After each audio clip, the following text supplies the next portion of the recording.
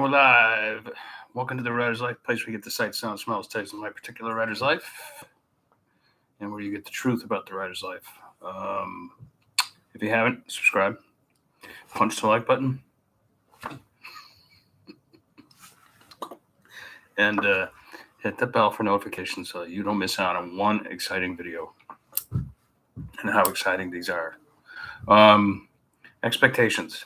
When you first start out in this business, you just tickled pink to get a short story published, right? And then you're like, oh my God, that's my gateway. That's my gateway to getting a novel published and for big money and all that sort of stuff. But you can go, but that eventually it takes like years and years sometimes, publishing short stories. But for me, I actually did sell a novel pretty quick after selling my first short stories. And that's where like the expectations really took off into like uncharted territory and unrealistic territory. I just expected that once I get my first publishing deal, that the rest, that I would never have to work again, that novel would sell very well and I'd be a household name and I'd be selling millions of books like James Patterson, the factory himself, for the rest of my life. Those were my expectations. I didn't realize that once you're successful in this business, that success can be taken away from you easily. And so you grind away and you eventually get more book deals and you work your way back up the ladder again and you get some really good book deals. And once again, your expectations are, wow, okay, so now I finally have made it or whatever. And then things get kind of like go downhill again a little bit. And you start realizing as you get older that like, oh, this is a cyclical business like anything else, like any other business, I guess. So then something else happens. You hit the New York Times bestseller list. You hit the USA bestseller list. You hit the Amazon overall #1 bestseller list 2 or 3 times. You're selling tens of thousands of books, of editions of your books. And by the way, the New York Times bestseller list, just a short interjection here, a lot of people automatically assume like if you're on the top 10 New York Times bestseller list or whatever, you're selling all tons and tons and tons of books. That's nothing could be further from the truth. That's just distribution and expectations. Many of those books go back to the warehouses unsold. And very often the authors who hit the bestseller list, the New York Times bestseller list, are maybe put out one more book and or are never heard from again. So like, don't let the New York Times bestseller list fool you.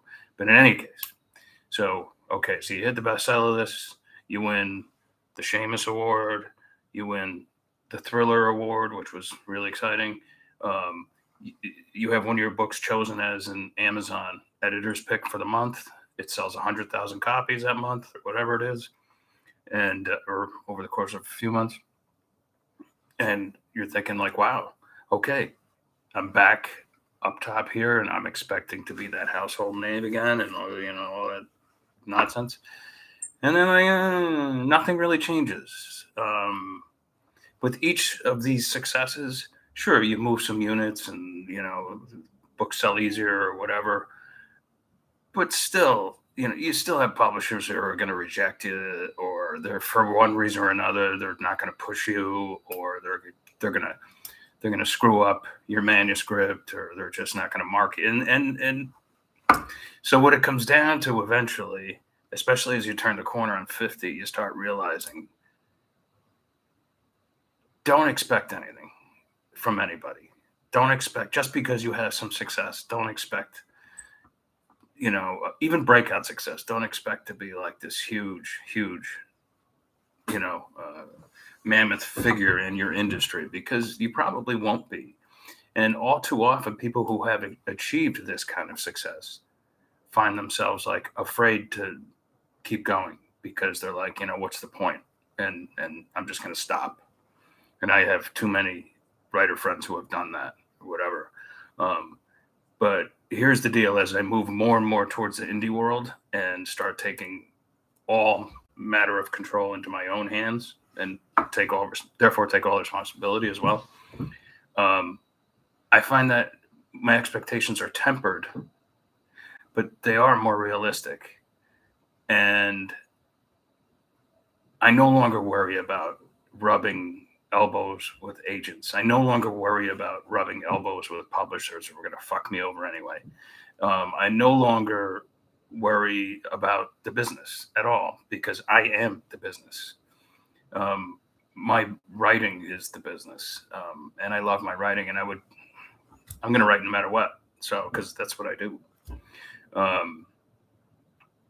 And this year is a really good year. I mean, despite the economic hardships and $6 gas prices, and get used to it because this is the great transition. What?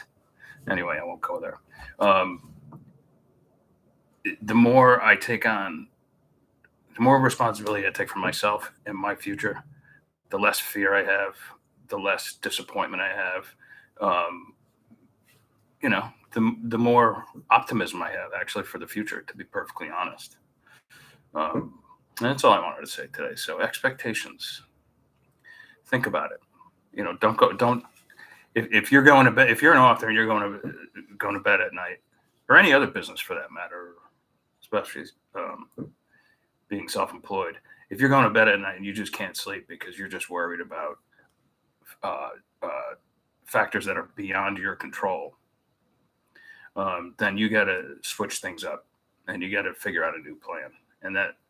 And to me, that plan is taking control of your future.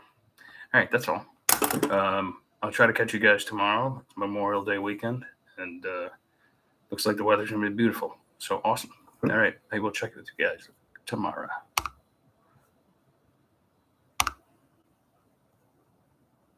And ciao, ciao.